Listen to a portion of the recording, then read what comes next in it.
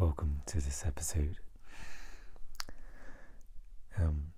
Just like to begin by just saying a quick thank you to a very kind person who sent me a lovely message, and just wanted to say thank you to Kim, who is a Spotify listener, and I really appreciate your generosity, your support, and some very kind words. I always find it very encouraging getting feedback, and sometimes you can forget people are listening to these recordings, as it's not most podcast platforms don't have a comment section or a way to interact. So just wanted to say that I receive your words and your generosity warmly, and thank you again. As far as I recall, the last episode was a little bit condensed, a little bit perhaps not rushed, but I was under a bit of a time limit for how long I could record, and I much prefer just to be free and to record for as little or for as long as I would like. So, but I was in the familiar, all too familiar position of not recording in the time frame I would like, the weekly time frame. Seems like it's always creeping to 2 weeks or sometimes 3 weeks before recording an episode. So,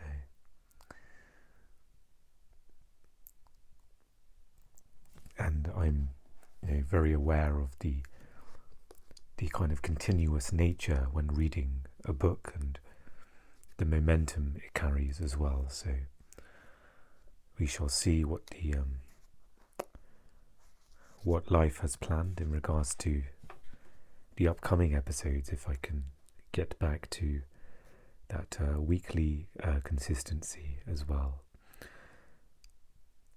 So I feel as if it's good to begin with the reading, and perhaps if anything comes up that I can touch upon, we can also go through that as well.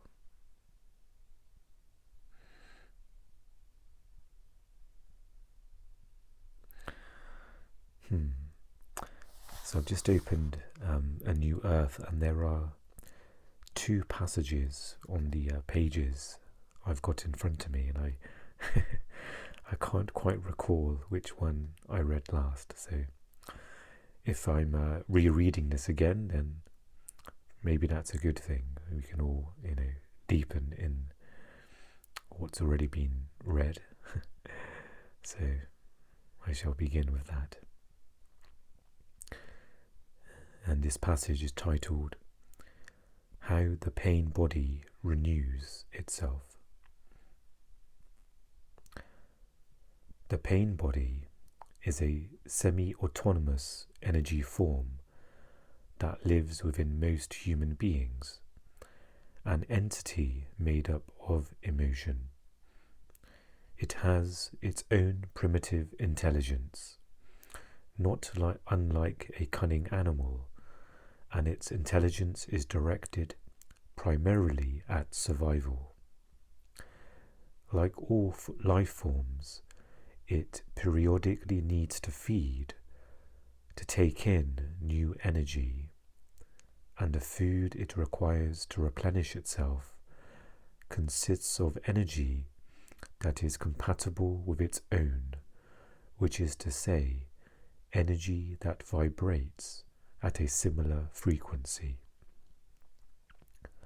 Any emotional, painful experience can be used as food by the pain body. That's why it thrives on negative thinking, as well as drama in relationships. The pain body is an addiction to unhappiness. It may be shocking when you realize for the first time that there is something within you that periodically seeks emotional negativity, seeks unhappiness. You need even more awareness to see it in yourself than to recognize it in another person. Once the unhappiness has taken you over, not only do you not want an end to it, but you want to make others just as miserable as you are in order to feed on their negative emotional reactions. In most people, the pain body has a dormant and an active stage. When it is dormant, you easily forget that you carry a heavy dark cloud or a dormant volcano inside you, depending on the energy field of your particular pain body. How long it remains dormant varies from person to person. A few weeks is the most common, but it can be a few days or months. In rare cases, the pain body can lie in hibernation for years before it gets triggered by some event.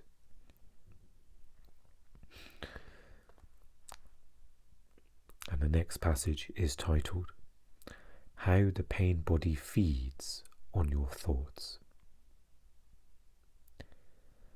The pain body awakens from its dormancy when it gets hungry, when it is time to replenish itself.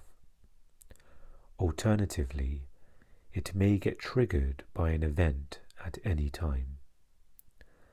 The pain body that is ready to feed can use the most insignificant event as a trigger, something somebody says or does, or even a thought. If you live alone or there is nobody around at the time, the pain body will feed on your thoughts. Suddenly, your thinking becomes deeply negative. You are most likely unaware that just prior to the influx of negative thinking, a wave of emotion invaded your mind as a dark and heavy mood, as anxiety or fiery anger. All thought is energy, and the pain body is now feeding on the energy of your thoughts. But it cannot feed on any thought. You don't need to be particularly sensitive to notice that a positive thought has a totally different feeling tone than a negative one. It is the same energy, but it vibrates at a different frequency. A happy, positive thought is indigestible to the pain body. It can feed on negative thoughts because only those thoughts are compatible with its own energy field. All things are vibrating energy fields in ceaseless motion. The chair you sit on, the book you are holding in your hands, appear solid and motionless only because that is how your senses perceive their vibrational frequency, that is to say, the incessant movement of the molecules, atoms, electrons and subatomic particles that together create what you perceive as a chair, a book, a tree, or a body. What we perceive as physical matter is energy vibrating, moving at a particular range of frequencies. Thoughts consist of the same energy vibrating at a higher frequency than matter, which is why they cannot be seen or touched. Thoughts have their own range of frequencies, with negative thoughts at the lower end of the scale and positive thoughts at the higher. The vibrational frequency of the pain body resonates with that of negative thoughts, which is why only those thoughts can feed the pain body. The usual pattern of thought creating emotion is reversed in the case of the pain body, at least initially. Emotion from the pain body quickly gains control of your thinking, and once your mind has been taken over by the pain body, your thinking becomes negative. The voice in your head will be telling sad, anxious, or angry stories about yourself or your life, about other people, about past, future, or imaginary events. The voice will be blaming, accusing, complaining, imagining. And you are totally identified with whatever the voice says. Believe all its distorted thoughts. At that point, the addiction to unhappiness has set in. It is not so much that you cannot stop your train of negative thoughts, but that you don't want to. This is because the pain body at that time is living through you, pretending to be you. And to the pain body, pain is pleasure. It eagerly devours every negative thought. In fact, the usual voice in your head has now become the voice of the pain body. It has taken over the internal dialogue. A vicious circle becomes established between the pain body and your thinking. Every thought feeds the pain body, and in turn, the pain body generates more thoughts. At some point, after a few hours or even a few days, it has replenished itself and returns to its dormant stage, leaving behind a depleted organism and a body that is much more susceptible to illness. If that sounds to you like a psychic parasite, you are right. That's exactly what it is. And I'm going to continue reading. It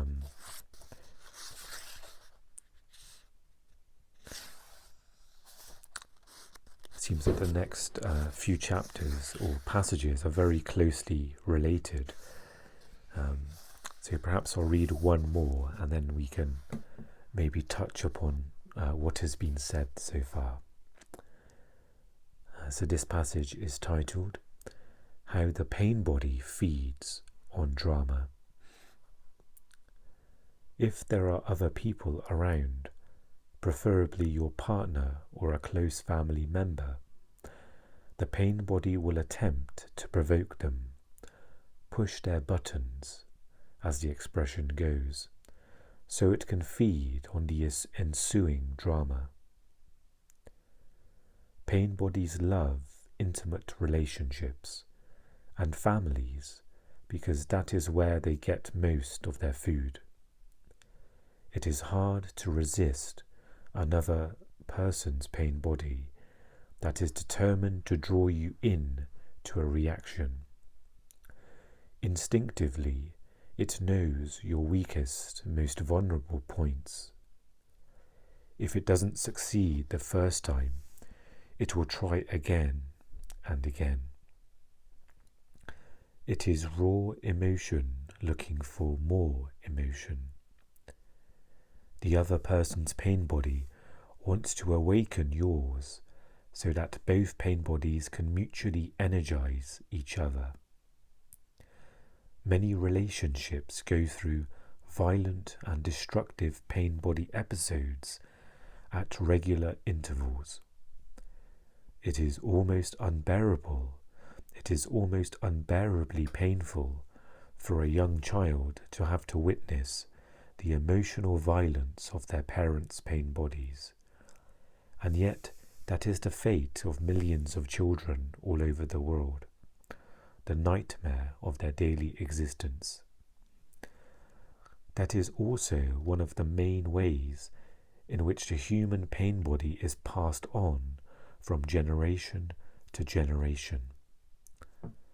After each episode, the partners make up, and there is an interval of relative peace, to the limited extent that the ego allows it. Excessive consumption of alcohol will often activate the pain body, particularly in men, but also in some women. When a person becomes drunk, he goes through a complete personality change as the pain body takes him over. A deeply unconscious person whose pain body habitually replenishes itself through physical violence often directs it towards his spouse or children. When he becomes sober, he is truly sorry and may say he will never do this again, and he means it. The person who is talking and making promises, however, is not the entity that commits the violence, and so you can be sure that it will happen again and again, unless he becomes present, recognizes the pain body within himself, and thus disidentifies from it. In some cases, counseling can help him do that. Most pain bodies want to both inflict and suffer pain, but some are predominantly either perpetrators or victims. In either case, they feed on violence, whether emotional or physical. Some couples who may think they have fallen in love are actually feeling drawn to each other because their respective pain bodies complement each other. Sometimes the roles of perpetrator and victim are already clearly prescribed the first time they meet. Some marriages that are thought to be made in heaven are actually made in hell.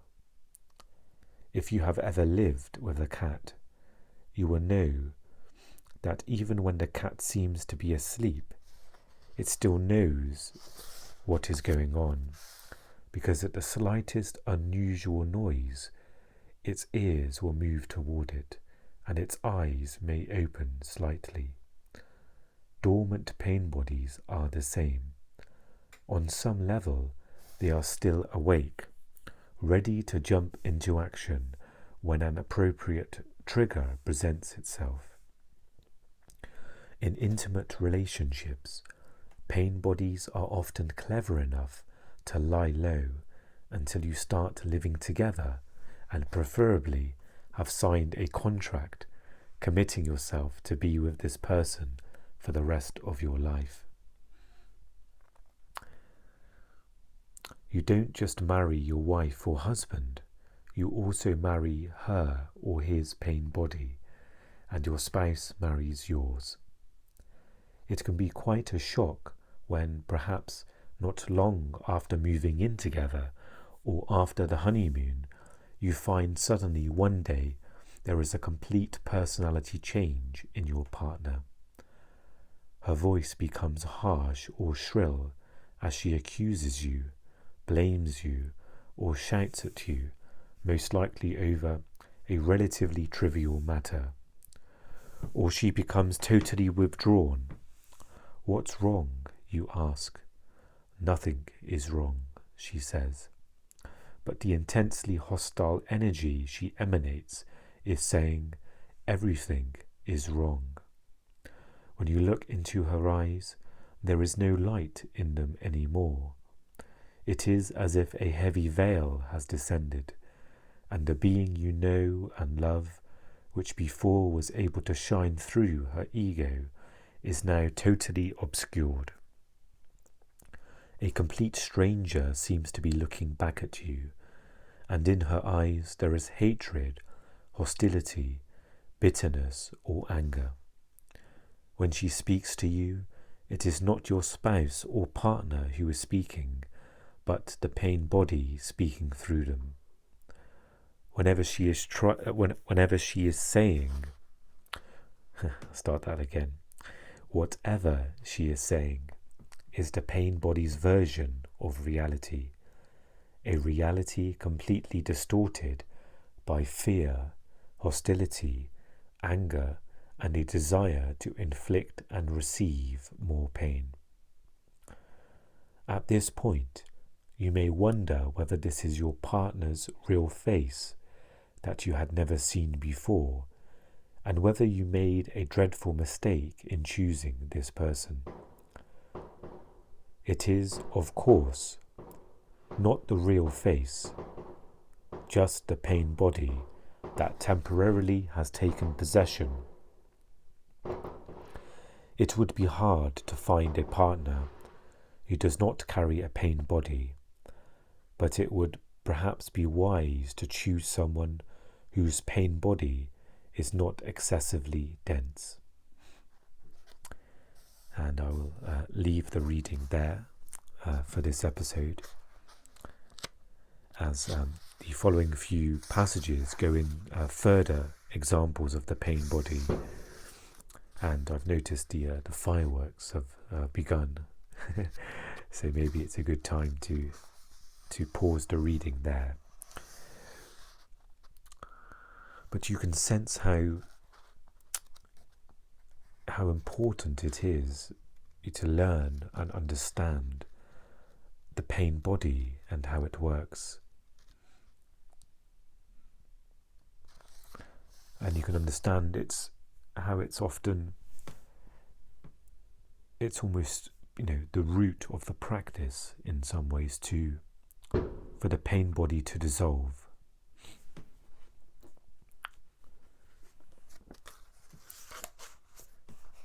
The lifetimes of conditioning, the trauma that the mind and body has experienced.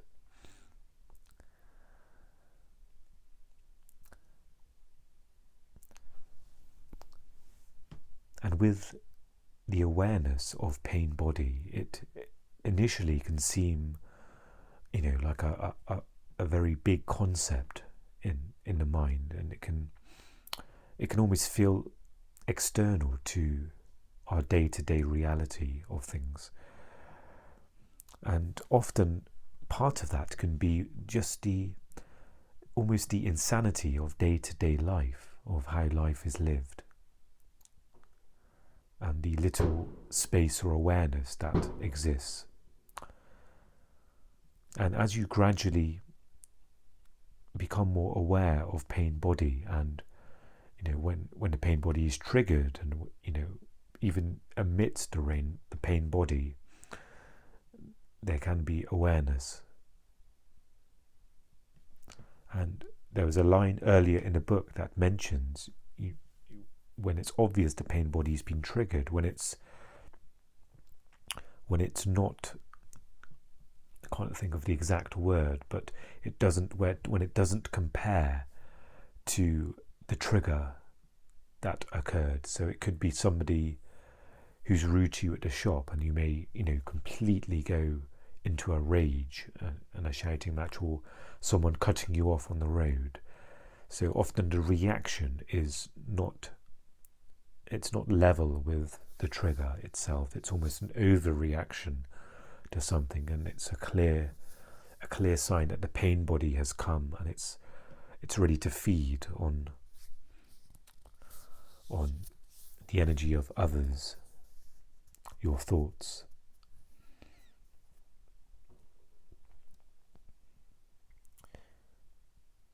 And it's almost, as I said at the start, it's almost a key practice or a key awareness, a learning. And it gives some shape to the practice that we have here.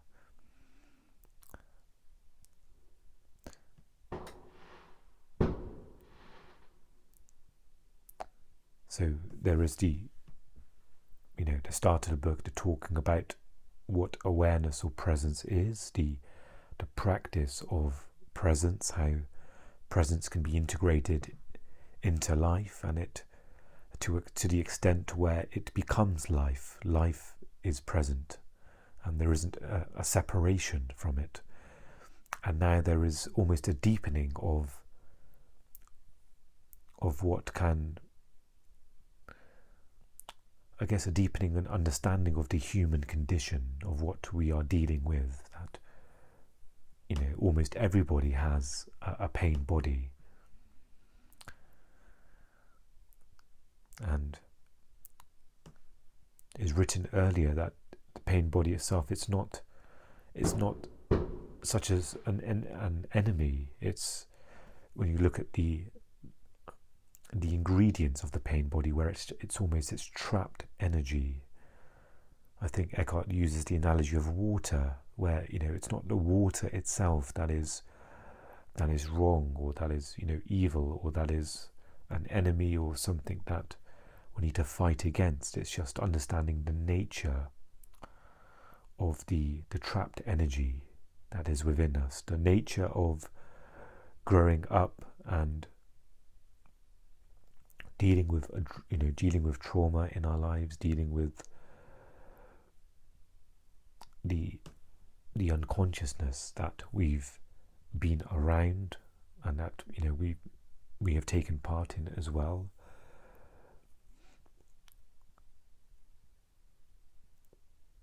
And it's the nature of our childhoods for most of us, where difficulties have happened, pain has happened, painful situations,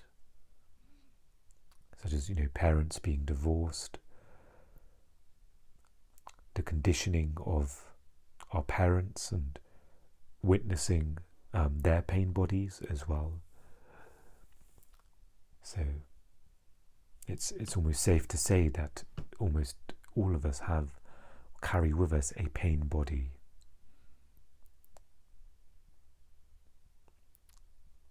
So here Eckhart is over and over giving examples of the pain body, how it can be triggered, and it's a great insight, just learning the nature of it as well, almost becoming friends with the energy that needs to be dissolved inside of us, that needs to be freed in some ways. And I won't go too much further into this for two reasons. Firstly, my knowledge is very brief on this as well. I do have some understanding, but it's better coming from the depths and the wisdom of Eckhart's words as we go more into pain body. But as we wrap up this episode, perhaps we can allow just a few moments of presence, just allow what we've heard to absorb, and to also see what's needed from our side. Perhaps just for now the awareness of pain body is enough, just the awareness. For others, you may want to kind of just touch upon what, if you've been triggered recently, if pain body has arisen within you, or ways that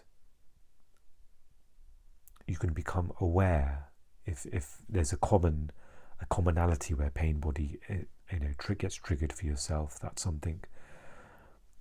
So perhaps we can use these few moments to see how the words absorb, and if anything arises where action is needed for you.